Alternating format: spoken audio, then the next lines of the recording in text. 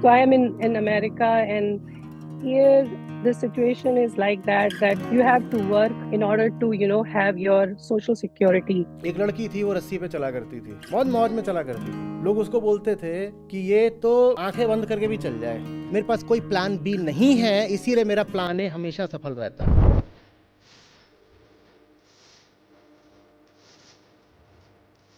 और जो plan B लेकर के चलते हैं, उन्हें फिर सी डी ई एफ सबकी जरूरत पड़ती है, और वो जेड पर भी नहीं रुकते। ले दे के उनके हाथ असफलता ही आती है। अच्छा ये नहीं हुआ तो ये कर लेंगे, ये नहीं हुआ तो ये। So many backup options. जिंदगी उनकी होती है जिनके पास कोई बैकअप नहीं होती। पायल के गमों का इन्होंने ही झनकार की बातें करते हैं। ऐसे सब दुनिया वाले बेकार की बातें करते हैं, ये चाहिए वो चाहिए। और ये ऐसी चीज है जो सुरूर में ही दी जा सकती है। फिर बता रहा हूँ, वो जैसे लड़की चल रही थी रस्सी पर। नमस्ते सर। माय क्वेश्चन इज, थोड़ा सा मैं हिंदी में बोलूंगी, थोड़ा सा इंग्लिश में। So I am in America, and here the situation is like that you have to work in order to have your social security set up. For once you are 60, you can start withdrawing that. And and my question is coming from myself and the environment around me, where I see that people who don't work or have not worked enough in their youth, um, and they are now 65, 70, even 75, 80, they are working like a three jobs because they don't have the social security money. And because the expenses, inflation is high, expenses are there, they don't have insurance. So they have to meet their end. For meeting their ends, उनको तीन चार jobs में काम करना पड़ता है उस as में। और जब मैं उस सिचुएशन को देखती हूँ तो मुझे लगता है कि अगर मैं उस एज तक पहुंचूं और मुझे भी चार चार तीन तीन जॉब में काम करना पड़े, और मेरे पास भी मनी नहीं है, बहुत सारे होमलेस हैं यहाँ पर, एंड बहुत सिचुएशन खराब है। तो तब कैसे इस चीज को मैं अपने आप को आंसर करूं और कैसे देखूं कि भविष्य के बारे में सोचना है या नहीं सोचना है, like how I answer to this struggle between me and in the environment around. I don't know if I was able to ask. सोचने के लिए समय चाहिए, सोचने के लिए अभी जो है उससे परायापन चाहिए। चलिए मैं आपसे एक सवाल कर रहा हूँ। आप अगर किसी ऐसी चीज में डूबी हुई हो जिससे आपको बेइंतहा प्यार हो गया हो, बेइंतहा प्यार, हाँ, नहीं मिल रहे हैं डॉलर बहुत, तो भी पहली बात, क्या आपके पास वक्त होगा सोचने के लिए कि 80 की उम्र में क्या होने वाला है? दूसरी बात, कभी कोई दूसरा आकर आपको ये बोल भी दे कि 80 में तुम्हारा क्या होगा, तो इस बात से आपके और उस चीज के रिश्ते में फर्क पड़ेगा जिसमें आप डूबी हुई हैं? नहीं। तो समस्या फिर भविष्य की है या वर्तमान की है? वर्तमान। भविष्य के बहुत ख्याल आ रहे हो तो समस्या भविष्य की नहीं है, वर्तमान की है। जो वर्तमान के साथ पूरा इंसाफ नहीं कर रहे होते, पूरी वफा नहीं कर रहे होते, उनको ही भविष्य को लेकर चिंता होती है। फिर उदाहरण भी एक ही दिशा से आते हैं। बहुत कुछ हो सकता है।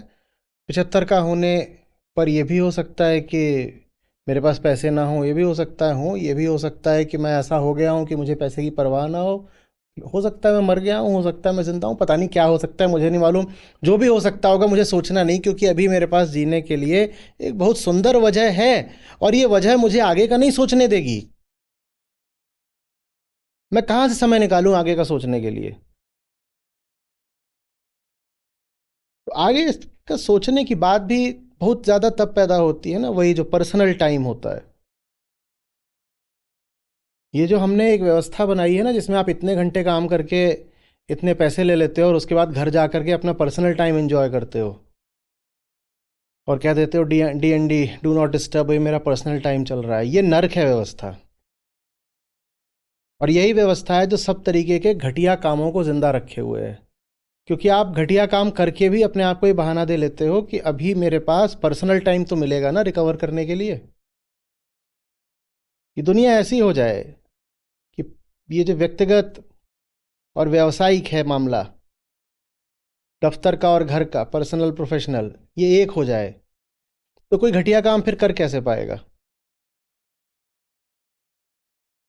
वो घटिया काम जब एक हो गया, घर और दफ्तर, तो घटिया काम अब 24 घंटे चलेगा ना। 24 घंटे कोई घटिया काम कर ही नहीं सकता। घटिया काम तभी हो पाता है जब वीकेंड फ्री मिल जाता है, जब शामें और रातें फ्री मिल जाती हैं। और जिसकी ज़िंदगी में जितनी घटिया चीज़ें होंगी वो उतना ज़्यादा चाहेगा कि मैं अपने प्रोफेशनल टाइम को कम कर दूं, और बहुत झीकेगा। अगर प्रोफेशनल काम बढ़ा दिया जाएगा तो उसको बहुत चिढ़ लगेगी। उसे पूछो चिढ़ क्यों लग रही है? क्या इतना काम दे दिया कि 24 घंटे कम पड़ गए? नहीं। क्या इतना काम दे दिया कि 18 घंटे कम पड़ गए? नहीं। तो फिर ये जो काम है, ये काम तुम्हें बाधा किस जगह दे रहा है? कहेंगे वो और मेरे और भी तो काम होते हैं ना, वो भी करने हैं मुझे, और भी तो काम करने हैं ना मुझे। इस पे इधर मुंह डालना है, इधर करना है, इंस्टाग्राम पे कुछ करना है, घटिया किस्म की चीज़ें इकट्ठा करनी है, उनको नॉलेज बोलना है कि मैं भी तो अपनी पर्सनल चीज़ का नॉलेज लेता हूँ। आपके सवाल का जवाब यही है कि ये सवाल आए ही नहीं। जिसको इस सवाल आ गया अब उसको कोई जवाब नहीं दिया जा सकता। आप बात समझ रही हैं ना? मैं उम्मीद करता हूँ आप समझ रही होंगी, क्योंकि ये सवाल ही अपने आप में एक तरह की बेवफाई है। ये सवाल ही अपने आप में एक तरह की, अब क्या बोलूँ मैं, मुझे अनुमति दीजिए कि बोल सकूं कि चोरी है एक तरह की ये। तो ये अब कोई करके आ गया है, अब मैं उसको कैसे बोलूं कि इसको अंडू कर दो? इस सवाल का दिमाग में आना ही समझिए जैसे कि हो गई गड़बड़, वरना ये विचार ही क्यों आता दिमाग में? कुछ विचार ऐसे होते हैं जिनका दिमाग में, हम कहते हैं ना कि विचार यदि कर्म बन गया तब गड़बड़ हुई, तब पाप हुआ, अपराध हुआ। आवश्यक नहीं है। विचार कर्म बन जाए तभी अपराध नहीं होता। ज्यादातर विचार ऐसे हैं जिनका दिमाग में आना ही अपराध होता है। मेरा कल क्या होगा, मेरा कल क्या होगा।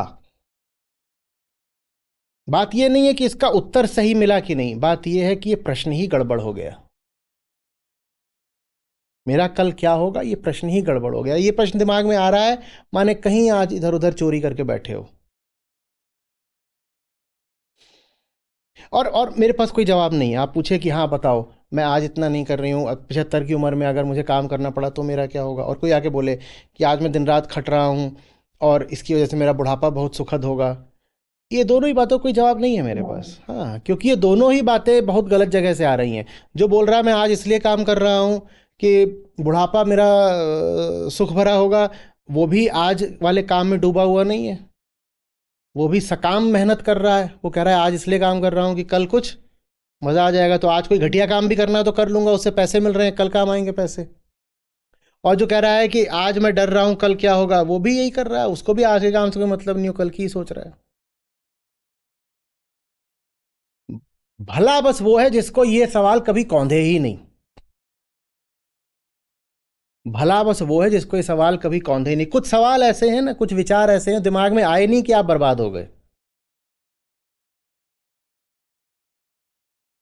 एक लड़की थी, वो रस्सी पे चला करती थी, बहुत मौज में चला करती थी। लोग उसको बोलते थे कि ये तो आंखें बंद करके भी चल जाए, ये तो नींद में भी चल जाए। वो इतनी पारंगत हो गई थी रस्सी पर चलने में, ऐसे अपना लेती थी।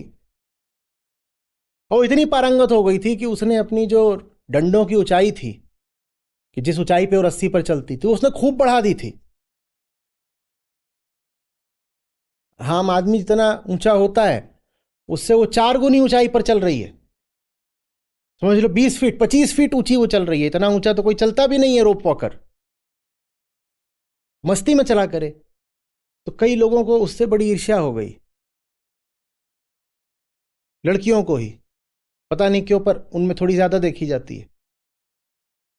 बड़ी ईर्ष्या हो गई, बोल रही है इसको तो बड़ी शाबाशी मिलती है और सबका ध्यान खींच लेती है अपनी ओर, बिल्कुल एकदम हीरोइन बनी जा रही है। वहां एकदम आकाश में टंग के चलती है ऐसे, और मस्त दनादन ऐसे मटकते हुए चलती है।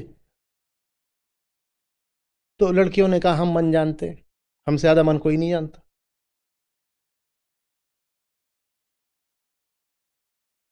अगली बार जब वो वहां चल रही थी तो एक लड़की इधर से और एक लड़की उधर से, उसको पता है क्या बोलती है? 25 फीट। एक बोलती है 25 फीट उधर से, एक बोलती है 25 फीट उधर से। वो 25 फीट की ऊंचाई पे चल रही थी, वो गिर गई। इन्होंने उसके मन में भविष्य डाल दिया, इन्होंने वही कर दिया जो अभी आप कर रही हैं कि कल मेरा क्या होगा, अगर मैं गिरी तो मेरा क्या होगा, बताओ मुझे बचाने वाला कौन है।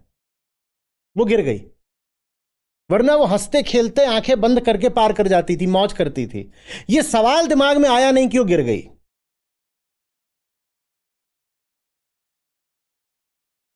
समझ में आ रही बात? ये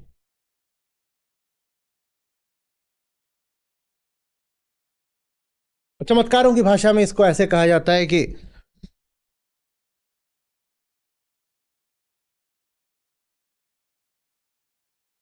एक आदमी था, वो गया किसी, अभी कहानी भर है, मैं इसको लेना नहीं चाहता कि चमत्कार आ जाते हैं लोगों की फिर बुद्धि जग जाती है। अच्छा, ऐसा होता है क्या?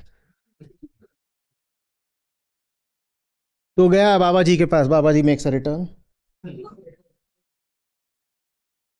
अनरिलेंटिंग बाबा जी। तो बाबा जी के पास गया, बोला बाबा जी क्या सिद्धियां होती हैं? बाबा जी बोले बिल्कुल होती है, क्यों नहीं होती? बोले बाबा जी ये नदी है, क्या मैं इसको चल के पार कर सकता हूं? बाबा जी बोले बिल्कुल पार कर सकते हो। बोले बाबा जी करा के दिखाओ। बाबा जी बोले क्यों नहीं बच्चा। बाबा जी थोड़ा सा पीछे को मुड़े, एक कागज निकाला, उसको ऐसे मोड़ा और बोले ये लो बच्चा अपने हाथ में, और कागज अपने हाथ में ले लो और नदी पे चलते हुए निकल जाओ। बच्चा बोला अच्छा बाबा जी बिल्कुल हो जाएगा। बाबा जी बोले हो जाएगा बच्चा, बोला मुझे भरोसा आप पे, तभी आपके पास आया हूं। अब वो अपना दनादन दनादन नदी पे चलने लग गया, हाथ में कागज है, उसको बड़ा मजा आ रहा है, नदी पे चलते हुए निकल ही जाऊंगा, एकदम मौज है, चलता भी जा रहा है। बोले बाबा जी की सिद्धि, बाबा जी बोल दे ना हो कैसे होगा। अब बाबा जी ने क्या बोला था उसको? बाबा जी ने उसको बोला था कि इसमें मैं तुम खास मंत्र दे रहा हूं, खास मंत्र, और ये जो मंत्र है यही तुमको पार करा रहा है। वो मौज में चला जा रहा है, बिल्कुल बीच में पहुंचा तो उसको विचार आ गया। बोले मंत्र है क्या? क्या मंत्र है? तो उसने मुट्ठी खोल ली और कागज ऐसे गुड़ी मुड़ी कर रखा था बाबा जी ने, उसने खोल दिया। बाबा जी तारीफ हो रही, खुश हो जाओ आज। तो उसने खोल दिया, वो कागज खोला, उसमें कुछ नहीं लिखा हुआ था। बाबा जी ने ऐसे ही कागज फाड़ के ऐसे करके दे दिया था, और जहां उसने देखा कुछ नहीं लिखा है, हाँ वो डूब गया। कुछ बातें ऐसी होती है दिमाग में आनी नहीं चाहिए, वो दिमाग में आई नहीं कि गिरे कि डूबे। अध्यात्म का यही फायदा है, ये नहीं कि आपको सब सवालों के जवाब मिल जाते हैं, फायदा ये है कि व्यर्थ के सवाल दिमाग में आने बंद हो जाते हैं। कोई आके आपसे पूछे अच्छा तुम ये सब कर रहे हो, बताओ इससे आगे क्या होगा, तो आप बहुत अचकचा करके बस इतना कह पाते हो ऐसा तो मैंने कभी सोचा नहीं। ये एक आध्यात्मिक आदमी का जवाब होता है, ऐसा तो मैंने कभी सोचा नहीं। कृष्णमूर्ति थे, एक बार पकड़े गए, एकदम बैठे थे और जितने बाबा जी लोग हैं सबको एकदम दंदना रहे थे, बोल रहे ये है वो है, तुम मास्टर को अथॉरिटी बना लेते हो, और ये गुरु चेला का तुमने रिश्ता बना रखा है, और nobody should be learning from the other. There is nothing to learn from सारा another. जो प्रकाश है ज्ञान से अपने भीतर से आने होता है। बी योर ओन टीचर, खुद को ही करो, किसी दूसरे की सुनने की जरूरत नहीं है, क्या जानता कोई दूसरा। तो एक खड़ा हो गया, वो बोला पर सर किसी दूसरे की सुनने की जरूरत नहीं है, तो आप हमें पूरी जिंदगी क्यों सुना रहे हैं? तो एकदम घबरा गए। मालूम है क्या बोलते हैं? वही जो बोला अचकचा के, but I don't do it on purpose. हाँ, सोच के नहीं करता, हो जाता है, और सोच के करूंगा तो न जाने कितनी गड़बड़ें हो जाएंगी, जो मैं बोल रहा हूं वही बदल जाएगा। सोच के नहीं करता तो हो जाता है, फिर आगे बोले जाने उसी मौके पे या कहीं और।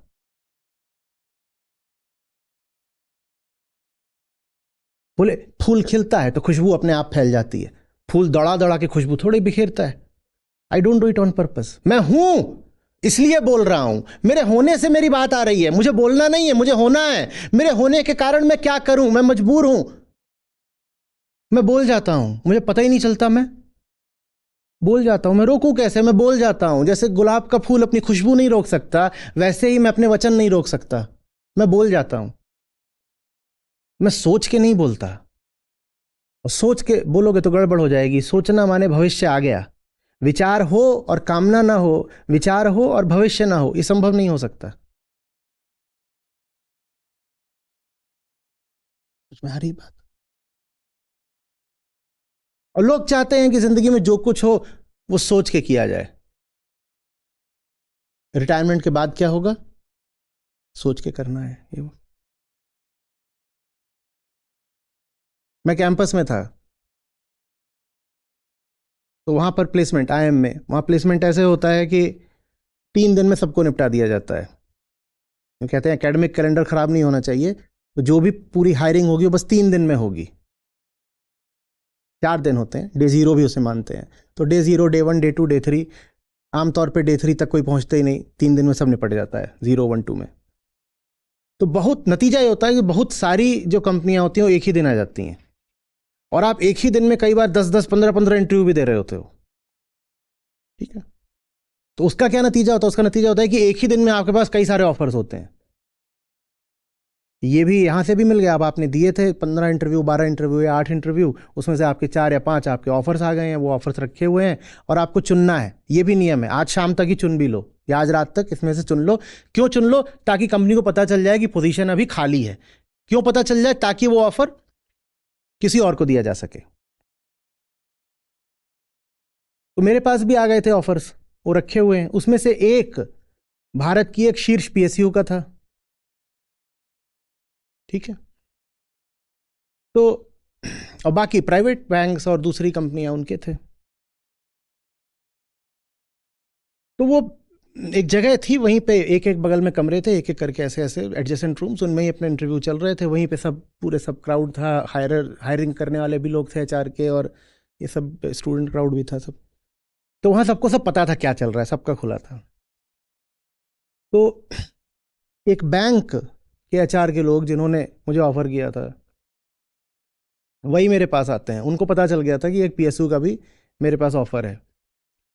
तो वो आकर बोलते हैं कि तुम उसका ही ऑफर ले लो। मैंने कहा क्यों, मैंने इनकी ओर देखा, क्योंकि आमतौर पे जो प्राइवेट बैंक्स हैं अच्छे बढ़िया वाले, तो उनकी जॉब बेहतर मानी जाती है। पीएसयू तो माने सरकारी जैसे लगभग। मैं कही कैसी बात कर रहा है, मैं क्यों ले लूँ पीएसयू वाली। तो पता है क्या बोलता है, वो खुद बैंक में काम कर रहा हूँ, मुझसे क्या बोलता है, हाँ क्या, हाँ हाँ हाँ हाँ, बोलते हैं उसमें रिटायरमेंट बेनिफिट्स मिलेंगे। मैं उसका मुंह देख रहा हूँ, मैं कहा मैं अभी 25 का भी नहीं हूँ, मैं सोचूं कि 65 में क्या होगा। और तू कैसा आदमी है, तू सोच रहा है, क्योंकि वो भी 35-40 का ही रहा होगा। पर वो खुद मुझसे आके बोल रहा है थिंक ऑफ रिटायरमेंट। मैं उसका मुंह देख रहा हूं। मैं पीएसयू में तो नहीं गया, इस बैंक में भी नहीं गया। मैंने कहा बेटा तुम्हारा कल्चर कुछ ठीक नहीं लग रहा है, और छोड़ने में तो माहिर हूं ही, थोड़ी सी भी मुझे अगर शंका हो जाए तो खट से ये तो रहने दो, गड़बड़ है मामला। समझ में आ रही बात? कुछ बातें ऐसी हैं दिमाग में आनी नहीं चाहिए अगर कोई आगे का काम करना है। एक बहुत कौन से प्रोडक्ट का है पता नहीं है, आपकी कम्युनिटी एक्टिविटी हो जाएगी। जब मैं एमबीए स्टूडेंट्स को पढ़ाता था तब मैं उनको ये उदाहरण देता था, एंटरप्रेन्योरशिप के संदर्भ में देता था। तो मैं उनको कहता था कि जब तुम अपना काम शुरू करो तो तुम ये सोच के नहीं कर सकते कि तुम्हारे पास बैकअप होना चाहिए, तुम्हारे पास प्लान बी होना चाहिए। तो बहुत अच्छा उदाहरण है, अब 20 साल हो गए, याद नहीं आ रहा किसका। तो बोइंग का है, बोइंग का है। अब बोइंग कौन सा उसमें जेटलाइनर बना रहा था ये भी ठीक से याद नहीं आ रहा, अब खोजेंगे मिल जाएगा। तो वो बहुत बड़ा उन्होंने बनाया, उतना बड़ा कभी देखा नहीं था। और बोइंग ने अपनी अपना अपना पूरा फॉर्च्यून उसको डेवलप करने में लगा दिया, और उसने अपनी पहली फ्लाइट भरी और वो सक्सेसफुल हो गया। ठीक है, पता नहीं उसमें कितनी सीटें थी, 800 सीटें थी या क्या था, वो सफल हो गया। चेक कर लीजिएगा, हो सकता है कहीं पे मैं कुछ गलत बोल रहा हूं डेटा। तो उसके सीईओ से फिर पूछा गया, उसकी सफलता के बाद सीईओ से पूछा गया कि what if this project had failed. ध्यान से सुनना, what if this project had failed. वो ही जानना चाहता था कि आपका प्लान बी क्या है। तो उसने जवाब दिया, आई would rather think of something more pleasant like a nuclear war. I would rather think of something more pleasant comma like a nuclear war. मतलब समझ रहे हो? तो मैंने सोचा ही नहीं, आई डेंट थिंक अबाउट इट। और अगर मैं सोचता तो ये जहाज कभी बन नहीं सकता था, क्योंकि ये ख्याल इतना डरावना है कि अगर ये फेल हो गया तो मेरा क्या होगा। ये इतना डरावना है कि न्यूक्लियर वॉर से भी ज्यादा डरावना ख्याल है। इसीलिए nuclear war is more pleasant in comparison to that thought. I would rather think of something more pleasant like a nuclear war. मेरे पास कोई प्लान बी नहीं है, इसीलिए मेरा प्लान ए हमेशा सफल रहता है। और जो प्लान बी लेकर के चलते हैं उन्हें फिर सी डी ई एफ सबकी जरूरत पड़ती है, और वो जेड पर भी नहीं रुकते। ले दे के उनके हाथ असफलता ही आती है। अच्छा ये नहीं हुआ तो ये कर लेंगे, अब ये नहीं हुआ तो ये, I have so many backup options. जिंदगी उनकी होती है जिनके पास कोई बैकअप नहीं होता है। जिनके पास बैकअप होता है उनके पास कोई बैकअप नहीं होता। उनके पास जिंदगी तो नहीं होती, बैकअप भी नहीं होता। बैकअप मात्र एक कल्पना है। Security is just an entertaining thought. कोई सिक्योरिटी नहीं है कहीं पर। जब है ही नहीं तो learn to live in absolute insecurity, relish it. क्या सोचना कि 80 के हो जाएंगे तो क्या होगा, क्या होगा, क्या होगा। बुढ़ा मस्त है, मस्त है बुढ़ा, और क्या।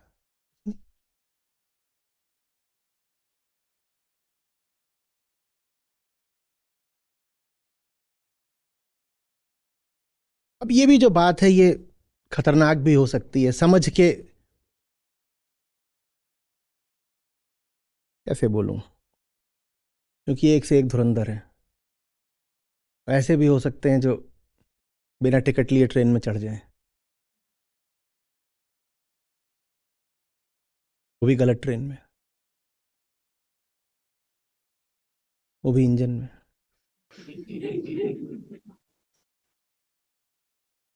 तो बड़ा मैं हिचक के चलता हूं कि किससे बोल रहा हूं। जैसा मैंने बोला, आज तो न जाने कितने लोगों का पहला सत्र होगा, कल न जाने कौन से इंजन का नंबर लग जाए। आचार्य जी ने बोला था, सोचना मत। उतार दिया इंजन से तो इंजन के आगे लेट गए, फिर सोचना मत।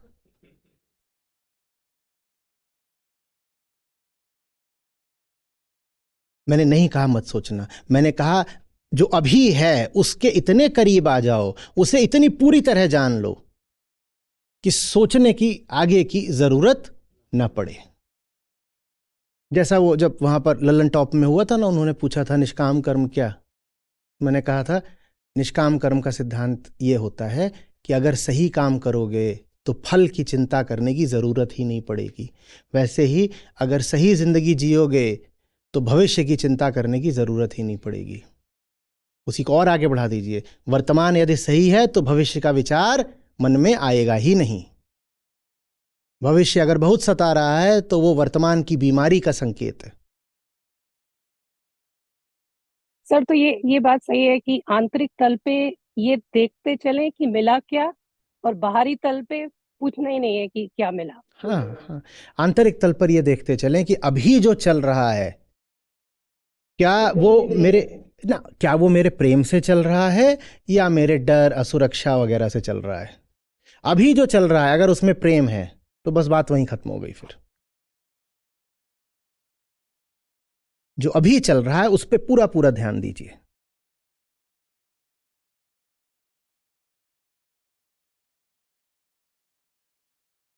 इसी क्षण में जिंदगी पूरी हो जाती है।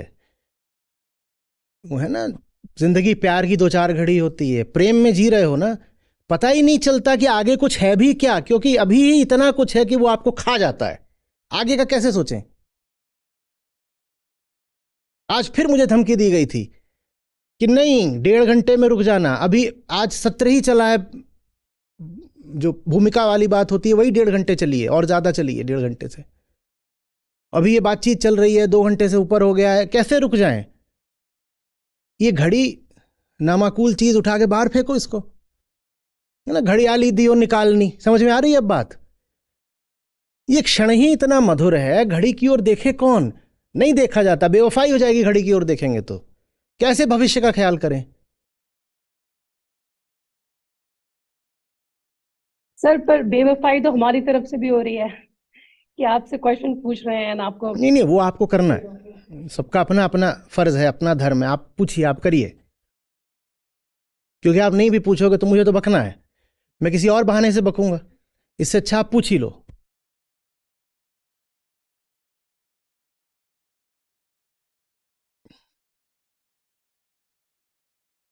वो जो होता है ना कि बहुत सारे गीत भी हैं ऐसे, वो अपनी हालत से जब बिल्कुल रेजोनेट करते हैं तो सुरूर छा जाता है।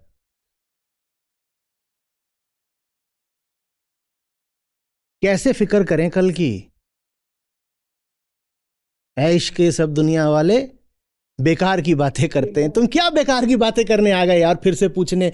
सो you know, what's your plan for the next year? Payal के गमों का इल्म नहीं, झनकार की बातें करते हैं। ऐश के सब दुनिया वाले बेकार की बातें करते हैं, ये चाहिए वो चाहिए।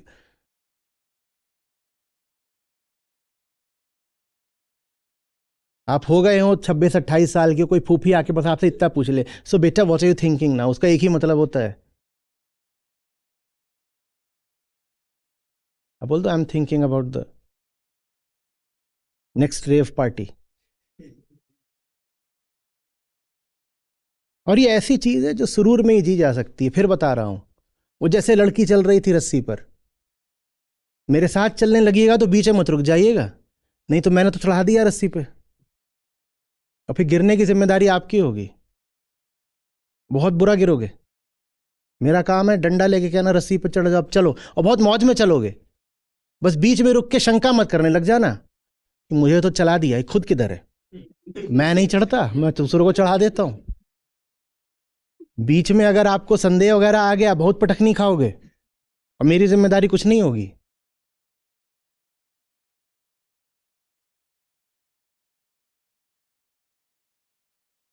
क्या पता जब आप उतर जाओ रस्सी से तो पता चले कि डंडों को किसने थाम रखा था, वो खुद कैसे चढ़े बेचारा।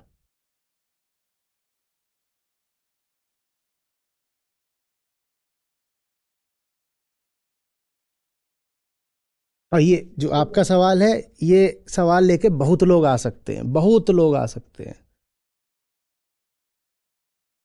क्योंकि मेरी तो पूरी सीख ही नकार की है, ये छोड़ो वो छोड़ो, ऐसा छोड़ो वैसा छोड़ो, बिल्कुल यही लेके आते हैं। छोड़ तो देंगे, व्हाट नेक्स्ट? फिर क्या होगा? मिलेगा क्या? नहीं मिले, ये तो छोड़ा, आगे क्या आएगा? 1 bird in hand is better than 2 in bush। हाथ वाली चिड़िया तो उड़ गई, अब झुंड घूम रहा है, धनिया चली गई, पुदीना का पता नहीं, मरवा दिया आचार्य ने। एक एक सुरूर है, उसमें ही जिंदगी कट जाए तो मुक्ति है।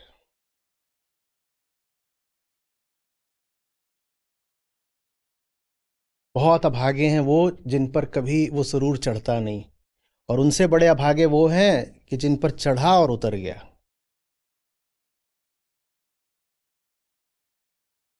उतरता है इसी से, जब आप बन जाते हो संशय आत्मा। ये संशय दिमाग में मत आने देना, वो आएगा तभी जब पहले वर्तमान से बेवफाई कर रहे होगे, वो करना मत।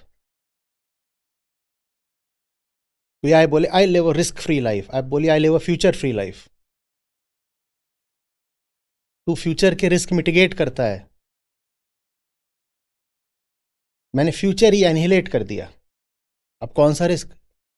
सारे रिस्क तब होंगे ना जब पहले फ्यूचर होगा। हमने फ्यूचर वही उड़ा दिया, न रहेगा फ्यूचर, न बचेगा रिस्क। अब कौन सी सिक्योरिटी बताओ?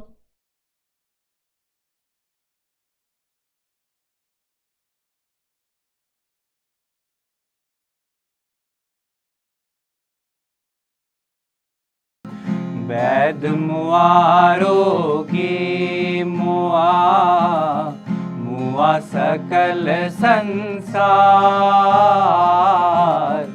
वैद मुआरोगी मुआ मुआ सकल संसार। एक कबीरा नाम हुआ जाके राम आधार रे साधो, जाके राम आधार। मन मुआ माया मुई संशय मुआ शरीर। मन मुआ माया मुई संशय मुआ शरीर। अविनाशी जो ना मरे तो क्यों मरे कबीर रे साधो, तो क्यों मरे कबीर। मैं अपना घर जारिया लिया पलीता हाथ। मैं अपना घर जारिया लिया पलीता हाथ। जो घर जा रे आपना चले हमारे साथ रे साधो, चले हमारे साथ।